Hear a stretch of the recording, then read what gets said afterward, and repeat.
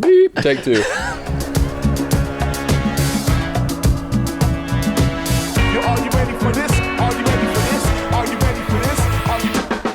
Welcome to the next installment of the Many Minds podcast. Many Minds for better outcomes. We are here to collaborate with each other and find out what makes each specialty special. How can we help you and assist you in what you're doing? And let's come together and provide better community care. I am Alex Davis, physician assistant, along here with Tyler Murray, nurse practitioner. So, general disclaimer, this podcast represents the opinions of myself and Alex and any of our guests that are on the show. The content from this podcast is not intended to be a substitute for professional medical advice, diagnosis, or treatment. We're just here to talk and have a good time. And with that, we're going to jump into this week's episode. We have the privilege to have Sarah on the show. First and foremost, Sarah, I just want you to tell everybody kind of about yourself, your background, and where you're at currently within your specialty. Okay.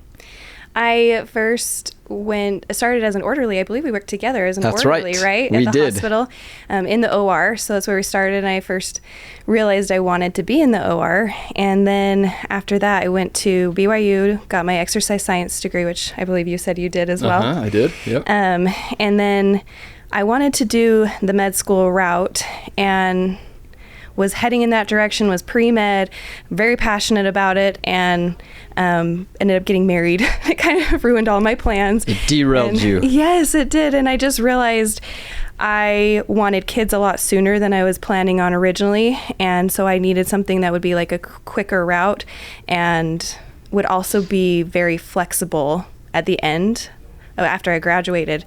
And so I decided med school might not be the thing for me personally. And so then I looked into nursing school and I went and got my bachelor's degree in nursing at the University of Utah. And hold up. You're a yes. PA. Yes. Sarah. This is what I'm excited to get into. Why nursing? Why did you go to the dark side? I know. I'm It just seems kidding. to be a very common thing on both sides. Like the nursing side kind of wants to jab at the PA side, and then the PA side wants to jab at the nursing side. And can I just say something real quick? So we worked with an individual that went and fast-tracked the nursing program, but wanted to go into PA school, and then realized, and the reason he said that he wanted to go into PA school was clearly because of the title. He didn't want to be called a nurse practitioner. Do you know who I'm thinking of? We worked together with him. No. I will not call his name out, but I will tell you after this. Yes, please do. I'm now curious. But that was the main reason. And we were orderlies at the time, so in the beginning of our careers, and I was like, why would you do that? Well, fast forward, he didn't get into PA school at the university he wanted to, so then he went to NP school. But I thought it was so fascinating that we do take different routes and have kind of different ideas. So I just want to know from your perspective, why PA over nurse practitioner? It was totally a personal decision. So I already had a bachelor's degree from BYU in exercise science. So when I was in nursing, getting my bachelor's there, I could apply to PA school while I was in nursing school. And so I thought, why not? Like, I know I want to go further. I know I want to go to grad school, so let's speed up the process. Whereas most people that do nursing, usually they want 2 years of critical care before you apply to nurse practitioner school. And of course, I'm wanting babies, and I want to get finished with school so I can have the babies. So it's like, I got to speed up this process as much as I can. I applied to PA school while I was in nursing, and I ended up starting my PA program a month before I graduated from my bachelor's in nursing. So they overlapped a little bit. Oh my goodness, that would have been hard to do both things because they're both pretty rigorous. Yeah, and one was in a different state, so it was a little crazy. Well. On top of managing family, being a mom. Well, I wasn't yet. You weren't yet. That's the only reason I felt like this was possible, because very well. Once I had kids, I'm like, I love being a mom. So did you ever work clinically as a nurse then? I pulled like a few nursing shifts because my PA program, which is Toro University in Henderson, Nevada, they have Jewish holidays. Right. So we had a lot of holidays, and my husband stayed living here in Utah while I was down there. So I'd come home all the Jewish holidays and pull shifts. So in what setting for the nursing? I did mostly PACU. It's the post anesthesia care unit. So and you were very familiar with that setting, obviously. And I had already been an orderly there. I knew all the people. So yeah, it wasn't like super frequent, but I wanted to keep my employment status current. Do you still have those up to date? Have you kept your licensing up to date in No, nursing? no, you've let not that for go. nursing. I didn't for that. But I still am employed by, like, one thing that was super helpful with that is I'm an employee for Intermountain, which they do internal hires, at least at the time. I don't know if they still do it this way, but internal hire was easier than it is to get one externally. So when I graduated from PA school, it was easier for me to get a job with Intermountain because I was already an employee. That makes sense. So I'm glad I kept that up and pulled a few shifts here and there just to keep that and my pension. But of course the money side. But Of course. yeah, so it did help me land a job I absolutely loved out of school. How's that relationship been? Tyler's kind of alluding to some of the jabs back and forth between the two professions, which ultimately, in the end, Nurse practitioners are better. I mean, no, I'm just kidding. I'm totally kidding. It's a problem. It is, yeah. But ultimately, in the end, serve a very similar role. Right. I can't say that I would even know the difference if I didn't look into somebody's credentials because essentially perform the same job. But what's been the critiques back and forth? What's your experiencing been having? I noticed there were actually quite a few comments in PA school about nurses and NPs. In school mostly. And I would always be the one to be like, actually, I'm a nurse. Be careful what you're saying because it's not true. And just that we do in most areas like the same thing. And most areas we make the same amount of money and we have the same responsibilities. And there are a few situations which I actually ran into. We have a friend, Jared Price, who does like hormonal medicine, and he was asking me to come work with him and if I had to be signed off by a doctor, because that's one thing is they do practice independently. Right. So if you are looking into something along those lines, they do have the ability to practice independently. But as far as like what I've experienced in my career so far, I've never had it be an issue because all the things that I do and specialize in, there's always a doctor there. Yeah. So it's never been an issue for me. Yeah. And on the nurse practitioner side of things, it varies state to state. So there are certain states that allow nurse practitioners to be autonomous and then others that are very restrictive. So I think that's an ongoing conversation. And I know in the PA space, I think you guys are advocating for more autonomy, which is great. I think that's what we want. But yeah, so let's fast forward a little bit. So your first advanced practitioner role, was it the role you're in now? No, so I started in thoracic surgery right out of school at IMC, the big medical center in Murray, Utah, and absolutely loved it. I loved the patients we were taking care of. I loved what we were doing. I obviously wanted to do surgery, so it was a dream come true for me, and did that for a few years. What did that look like? Like, what were you doing? Obviously you were in the OR, but talk to us a little bit, detail kind of what you did day to day. So my role is like a PA. We had more than one. So I think when we started, we had one other PA and one or two nurse practitioners. And we were part of the cardiothoracic group, but the cardiac surgeons were actually separate from us. So we had our specific thoracic surgery and cardiac surgery, even though we were in the same group, and eventually split while I was still there. But in that role with thoracic, we would round on patients, we would do surgery, we would also do clinic time too, mostly like post-op stuff. I think now they're doing more of the new patient visits and things like that. That kind of started as I was leaving, but yeah, we got. Are you doing all a lot of like aspects. closing of incisions, like? Yes, everything in the OR. We would start with the surgeon, end with the surgeon. We were there the whole time, and some of those surgeries can, if you're going in for esophageal cancer and doing an esophagectomy. Sometimes they were esophagectomy. Yeah, they could be like 6-hour surgeries. So. Or longer. So yeah, sometimes they were long. Yeah, I'm sure you guys are used to that. I think people underestimate how taxing it is just to stand still for 6 hours. That long. It doesn't seem like that would be a big deal, but it's taxing. Yeah, it can. And I feel like even the care after those surgeries when you're in the ICU, it can be taxing too, because they need so much management right afterwards, and it's kind of a critical time to keep your eyes on them. So Yeah. I loved it. It was awesome. How long did you do it for? I think 3 years. Oh, wow. I'm pretty sure it was around 3 years. It was more, I did it even through having my first baby. I went back full time, and I just got to a point where managing a baby who was up all night and call, because we also did call. We worked with fellows too, so they would help us in our rotation of who was where. But they took a lot, probably the bulk of the call, but we still would do some weekends and some weekdays where we'd be working like a 12-hour and then on call all night and then work another 12-hour the next day. And I think before having a child that was awake a lot at night, it was manageable and I really did enjoy it. But then it was just really hard to be answering the phone and answering my baby monitor. So stages of life. Yeah, exactly. Change. And I just realized like I want to be able to be in a career where I feel successful in both areas. Yeah. Right. And I needed a change. Yeah. And so I moved on to doing hospitalist work at the same hospital. And I just love the hospitalists at IMED. They're amazing. I still work with them PRN.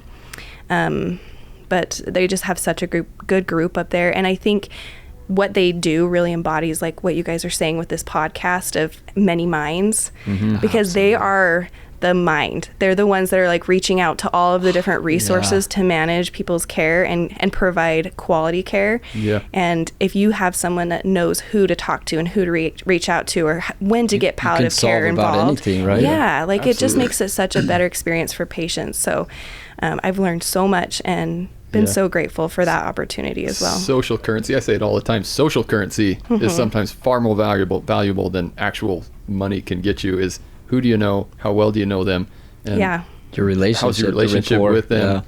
What did you see, what was your experience in that scenario with having to collaborate so much, and what are the stumbling blocks, or how to tell us a little bit more about that? I mean, I feel like they do a really good job up there. There are so many different avenues that they have nurses that usually work directly with you, as well as the physicians that are there.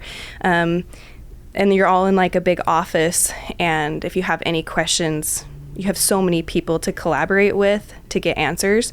So I never felt like it was an issue. Stumbling blocks, though, as someone who wanted to be more part-time and be cutting back on my hours, I felt like to really give it my 100%, it was more difficult because I mean, even just filling out like death notes, that was a whole new, doing death certificates. I'm like, how do you do that? These are all new to me. Do I want my name on that? Are you sure? What do I put for the, so just trying to figure out where everything was and where it was located. If you're not on top of it constantly and doing it all the time, it takes you a lot longer. And I found myself, just probably taking more time than I probably should have, whereas other people could take more patience and get the same thing done. And so I actually transitioned. They started this program, which is amazing, called Hospital at Home, and you probably haven't even heard of it. No, I have not. Because it's new, but they started it during COVID, and so many good things came out of COVID, I think. This is one of them. So we have a Dr. Nathan Starr up there who started this program where patients who need hospital care can actually go home and receive hospital care as long as it's not too critical. So this helped us alleviate a lot of the beds being used up by COVID patients who could possibly go home and still get IV medication, IV therapies. We can even do chest x-rays, but they don't have to be taking up a hospital bed. Right. So the more critical patients who actually need to be in the hospital can be there and get the care they need, but then we can manage patients like cellulitises and things that are kind of like long-term IV antibiotics, but they don't have to be in the hospital for that. So they still have the nurses checking on them. They log their vitals every 2 hours. We still have a provider visit through telehealth once a day. So if I can actually lay eyes on the cellulitis, for instance, or with COVID, I can assess their cough and see how they're breathing. Yeah. And actually see them and lay eyes on them once a day. So it's actually this amazing program they have. Sounds like a good direction to go. I remember my quick rotation through schooling of doing inpatient care with the hospitalist service. It seemed like there were always a couple of people on the hospitalist service that you would round on every day and you need to be charting on and checking on, but it was just copy and paste every day. This person is taking up a room, taking up a bed. Granted, there wasn't as much demand and need back then, but it seemed like there were a lot of instances where that would be probably ideal. Yeah, and they're there long term, and you're basically managing like IV medications, or we've even started taking a lot more heart failure patients recently where you're just kind of tweaking their medications to get them to a stable like euvolemic state. But it can take a while. And this way they can be at home with their families and sleeping in their own beds and probably heal. Goes a long way too, I can imagine. I think it's an awesome program, and they're continuing to grow it. So I still do that occasionally, PRN, but I then got offered a job I couldn't pass up. So that's what I'm doing now. That's real. And this is what I'm interested to get into. I obviously know everything about medicine, but imagine Tyler was a 5-year-old and you had to explain to him very basically, what is it you do now?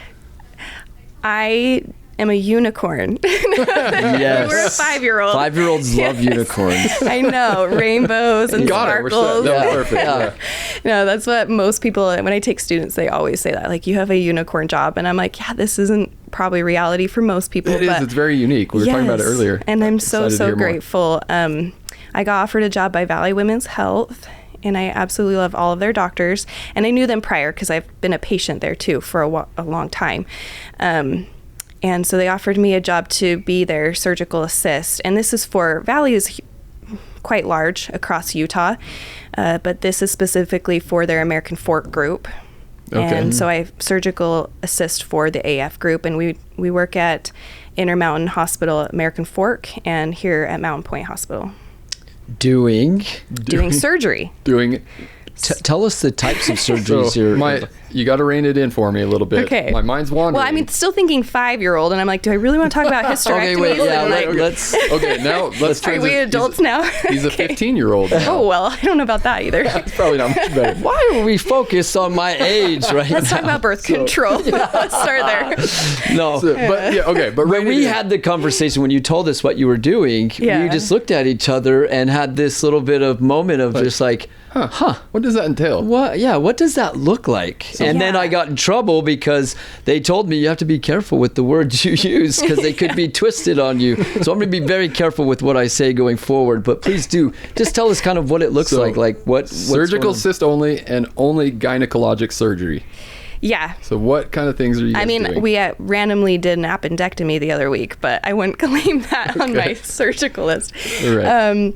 So I show up to surgery. I'm supposed to have the orders in for pre-op, and I basically show up when the patient's in the room, and I do surgery. And then... Is it a lot of hysterectomies? Yes, so we do a lot of hysterectomies. I probably do I did 3 yesterday, probably 3 to 6 a week on average. And then we do a lot of diagnostic labs looking for endometriosis or other things going on, which is how we found a lot of infected, inflamed appendixes lately. So I was joking, but not joking, because we really have found quite a few lately.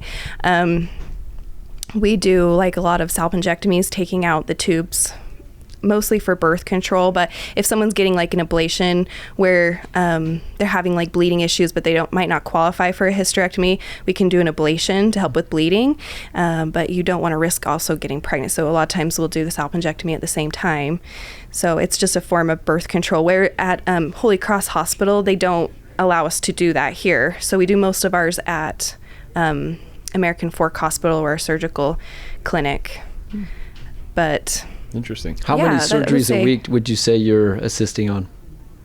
Or is that not the right way to ask that? Well, I mean, it's so variable. That's why my job's also interesting, because I am scheduled Tuesday, Wednesday, Thursday to do surgeries, but most weeks it's very different than just a set schedule. I don't have a set schedule at all. It's when we have surgeries and when we don't. And a lot of that is not just scheduling.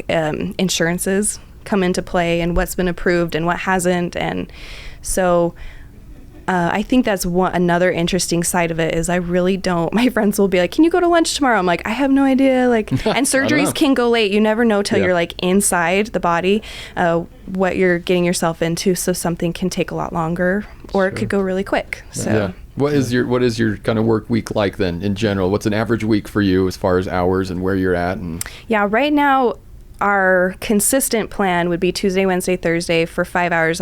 Surgery starts at 7:30, so I'm always there by 7:30, ready to go. And then I would say most days I'm done by 12:30, but like yesterday, we had 4 longer cases and another one that canceled, so we were really scheduled till like 5 o'clock, but I think I went home at like 4:30 last night. So it kind of varies. Is this considered part-time work for you, or is it a full-time, part-time gig? No. Okay. I even tell them, I'm like, I don't really want to go over 20 hours a week. Yeah. I'd like to stay in like the 15-hour range. Gotcha. Just be really Which is great. part-time. Sounds like that fits really well, because that's what you were alluding to earlier, is trying to have a little bit better balance with being good It's at really all nice aspects for of my life. family side, yeah. Yeah. What about, so let's touch on pay, if you would, for a moment. You don't have to give us definitive numbers, but I want to know, in those 3 different settings you just mentioned with your career path, what did the pay structure look like in each of those settings? So thoracic, clearly you're going to make more. You are doing more severe, like, I don't know, I'd just say in general, salary-wise, especially I was doing my salary on top of it, I'd get call pay. So they make really good money. And to come right out of school into that job, it was nice because I could pay off my student loans. Yeah. Back then, I think I started around like 120. And call pay, you would get like a set pay for every hour you're on call. And then if you get called in, it's time and a half, which is really nice. So on weekends, it's like, sweet, call me in. And some of my favorite cases were at 3 a.m. because they were the most exciting ones. And so it was like, this is great. I can make good money and be able to do this really fun surgery.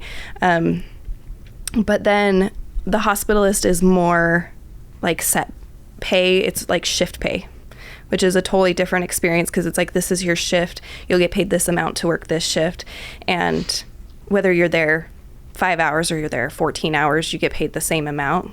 They consistently say it's like 10 hours, but you never know. Right, So yeah, it's shift-based pay. And then with this that I've been in, we've kind of bounced around. At first I started hourly because our hours were so inconsistent, but they've moved more towards having set pay for the 3 days, a little bit of set pay, and then anything over that is still hourly. Oh, that's nice. So yeah, it's and kind of, you feel like it's competitive then? I think so. Like, I don't feel like I'm getting ripped off or anything. Like, that's the main question. I feel like, I don't know, when you're working a job and I also want to be at home with my kids, I have to make it worthwhile to be in that job. Makes and sense. So I feel like I have to really be appreciative of the pay I'm making, because babysitting's so expensive nowadays that if it wasn't worth my time to be working, I wouldn't work. So yeah, I feel like they are competitive.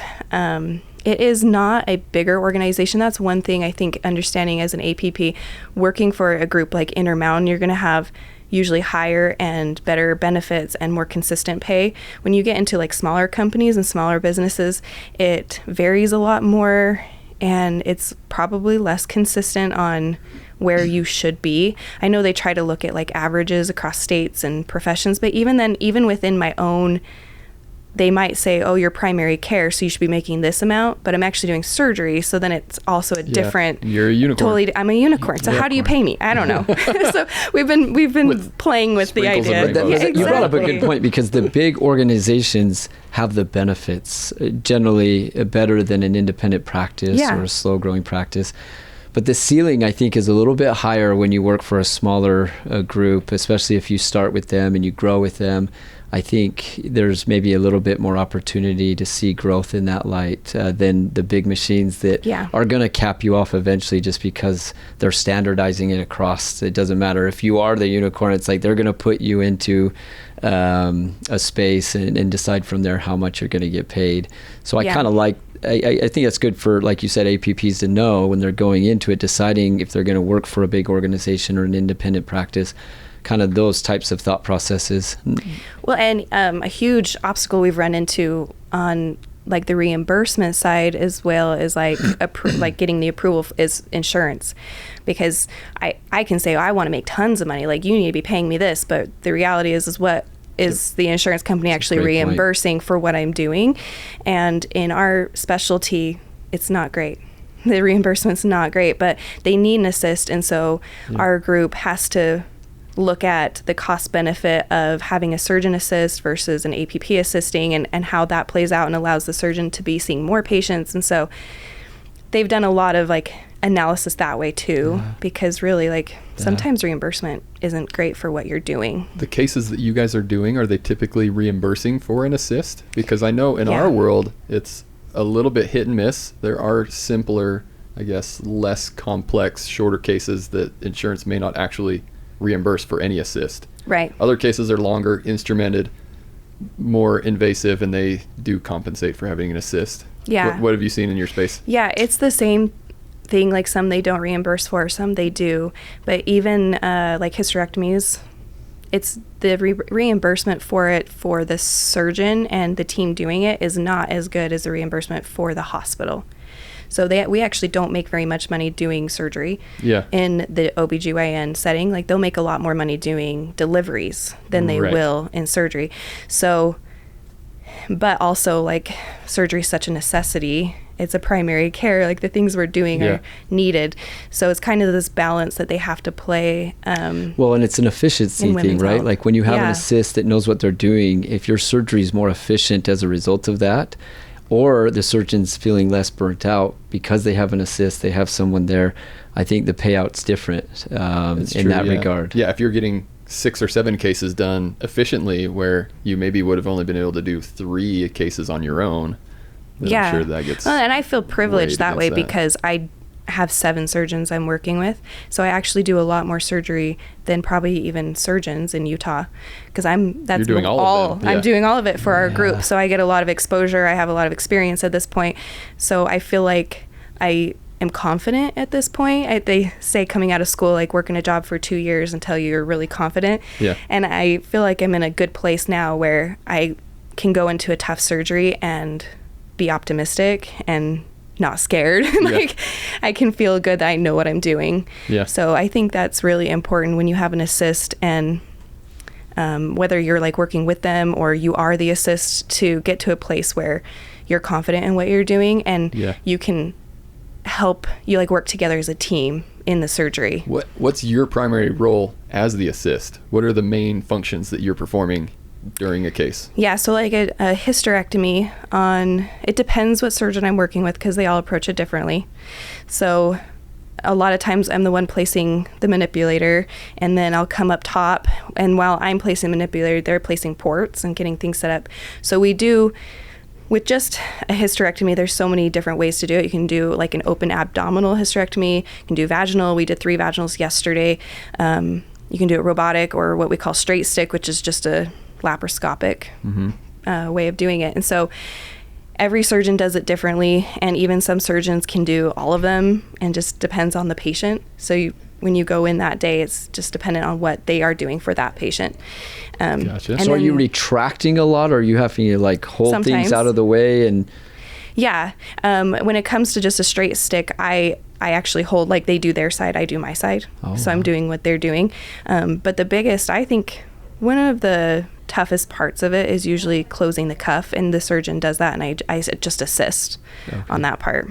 Like you're tying, or they're the ones like placing, yes, exactly, and then I'll like pull the tissue up, or I'll pull the needle, or assist in that way. But they're the ones actually throwing the needle on that part.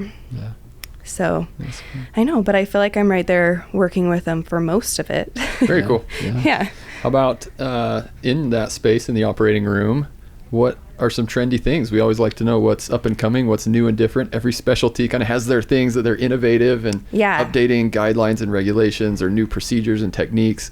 How about in your world, what's trendy? Yeah, I had a feeling you'd ask me this question, and I was like, it's hard because, birth control is always trendy. And hysterectomies are always in. Like since they started, I think they always will be. I don't think they're going anywhere anytime soon. I think hysterectomies are actually like the #1 surgery in America. Oh, wow. Is that right? We should Google it. Yeah, I heard that statistic once, that it's the number one surgery in America, and I wouldn't be surprised. Because do a lot of them, huh? We do a lot. So those are always trending, but I feel like a newer one I've seen, we've probably done more in the last year than we have a couple years prior to that, would be labiaplasties. I don't know how much you want to know. This is where I like. That's a cosmetic thing? Yeah, it's purely cosmetic. Well, not purely. Is there a functional role in that? Yeah, actually, we get a lot of people where their labia are just massive. Like, I don't know. One person explained it like elephant ears. And in that way, they can pull funny. I know you guys are men in this room, and So yeah, we're done. I love women's health, so continue. I can keep going as detailed as you want. Yeah, but yeah, it actually can cause, like, some girls say they can't ride a bike, or they can't play. They'll play soccer and they're athletes, and they can't participate in their different like athletic events because it's causing issues. What about infection? Does it increase the risk of an infection? I wouldn't. That's probably a better question for the surgeon, but because I'm not in the clinic, so I don't see the post-op side or the pre-op side as often. But I think it's more just an uncomfortable. I know to have like insurance approve getting the surgery done, there has to be like more than just cosmetic reasons for getting it done. Right. But I think most of it is just the uncomfortable. Like some women's anatomy is just so different. And I think I personally went into medicine because I love the body, and I think that all the differences are beautiful, and I absolutely think the human body is amazing. But there's certain situations when it's causing you to not be able to live life and do your activities of daily living, when it's like impeding that, I think there's purpose for doing surgery and making your life better. That's the key point that I have in most of my clinic visits. Totally different specialty, but quality of life is the term that comes into play.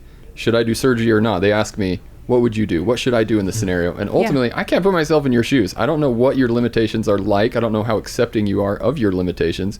And really, how is your quality of life? Yeah. And what are you doing? Because some people are like, oh, it's fine, it doesn't bother me at all. But then someone else is like, I ride a bike every single day for this. And it's hurting and painful. And so I think it really depends on, with the quality of life, like what does your life look like? It's so unique to that person. Yeah. I think that's a good point. That's a good takeaway to remember. Love that. Yeah. Yeah. Well, anything else we need to cover? Story time. Oh, boy. Absolutely. Do you have a story you're willing to share with us? It could be emotional. I'm not opposed to shedding some tears on camera here. It could be funny. Always appreciative of a funny story, but something that's happened, experience you've had while being in medicine that you could share with us. I don't know. What do you want? Do you want emotional or funny or? I want funny. Give us your best. Do you want my worst day in the OR? No. Not that one. Don't scare everybody off now. Yeah, let them get their feet wet, and then they'll. Yeah. I don't know. A funny. Well, I thought it was funny. Probably not to everyone else, but I loved the guy that came in. It was one of my 3 a.m. on-call nights. He came in because he was doing parkour over light bulbs and got glass all over in his chest cavity. And I don't know about you, but glass is really difficult to find inside the body because it's clear, and like shreds of it, when it gets bloody, it's just really hard to see. And so we were just picking through this guy's chest cavity all night. I found it amusing and I actually enjoyed it, but I don't think everyone else did. Oh my gosh. And anyway, that one was funny. I loved when I get huge pregnant, which also is funny to me that I work for my OB. By the way, congratulations. Yes, you are thank expecting, you. so shout out. I know, so I will be huge here any minute. But we'll try and wrap it up quick. Sorry. Yes. My OB, the first baby, was like, well, you probably should try not to put on so much weight. And then by my third and fourth, they're like, we know you'll be fine. Like, you're going to get huge. It's fine. But I really do. My first baby, I went into this patient's room after doing this huge, I think he had lung cancer. So we took out a whole lobectomy for lung cancer. And he was this guy that was probably like 460 pounds. And it was not the easiest surgery. body size makes a big difference on how you Definitely. perform a surgery. Yeah. And so, and especially if you're the one retracting. And I had been just retracting for hours and exhausted and pregnant. And I walked into his room afterwards to go say hi and see how he was doing. And as I walk in, he looks at me and he goes, "Oh my gosh, you are huge." And I was like, "Oh, Same to you. No, I didn't say that, but in my head, I was like, be nice. Like, I was like, I am huge. Okay. It was just so funny. I just laughed. Like, some of their comments are so funny right after surgery. I love that. Oh, my favorite right now with surgery is the patients. We've had quite a few that right as they're falling asleep, they're like, "Make sure you tell the doctor." And then they fall asleep. And you're like, "What? Cliffhanger. What are we going to tell the doctor?" And they won't remember when they wake up. Oh, Hey, what no. were you going to Finish say that when you went to sentence. Oh yeah, they have no idea. But everyone in the room's like, "Wait, what? Oh, dang it!" I love that. Yeah, I love that. yeah. Well, that's been great. I guess we'll wrap it up. That's been a lot of fun. We appreciate you being here. Tyler, what'd you learn today? I was just about to ask you the same No way. thing. Nope. Oh, okay. Nothing? No, I learned a ton actually. And I think it was so good to hear your story. And I think the takeaway is that you can be a unicorn. You can find a way though. Yeah. And being an advanced practitioner, there are so many aspects of medicine you can find yourself in, and you found a spot where you're passionate about, and it also works with your home life. And I think the biggest takeaway I got from that is just, find your niche. Don't be afraid to prod around and find where you fit. And it sounds like you're making a great impact there, and they're grateful to have you, because we can appreciate that from being on the neurosurgery side of things. Having an assistant in the OR is huge. We hope it is anyway. Yeah. And, that's how we'll retain our jobs. So, no, I really appreciate you coming on today, sharing your story with us, spending time with us. Yeah. And it was good to catch up with you. I appreciate you having me. Yeah, this has been fun. I definitely learned a lot. It was great. How would people connect with you? If somebody had follow-up questions or other comments, or wanted to get to know a little bit more about what you're doing, how would somebody be able to reach out and connect with you? Yeah, we were talking about this because I'm in such a niche. I feel like most of my patients probably don't even know who I am or that I'm even there, because they're asleep the whole time. So if you want to reach out to me, I think personal questions, feel free on social media. I have an Instagram and Facebook. I'm not great at social media, so don't feel bad if I don't get right back to you. If you have more general questions about women's health, please reach out to Valley Women's Health. It's an excellent place to go to for any resources, or if you need to see a doctor or a nurse practitioner or a PA, midwife, any of them. They have all of them there. So I'll validate for you too. We don't work for the company, so we don't have any vested interest, but I know the reputation, and the reputation is excellent with the clinic. Yeah. Great providers, great office. So yes. I would echo that. Valley Women's Health has been a great supporter of the community. Yeah. With our office, Summit Brain and Spine, we can be reached through our Instagram as well, Summit Brain, Spine, and Orthopedics. Our YouTube channel is Summit Medical Institute. And as always, come see us in person Tuesday mornings, 7 a.m. for our interdisciplinary case discussions at the Mountain Point Hospital in Lehi, Utah. Special shout out to our production team. We appreciate all that they do for us. Sarah Mendenhall, thanks for joining us. This has been excellent. Yeah, thank you. And we'll wrap it up. This has been another episode of the Many Minds podcast, the Many Minds for better outcomes, encouraging collaborative community care. We'll see you next time. Stay tuned.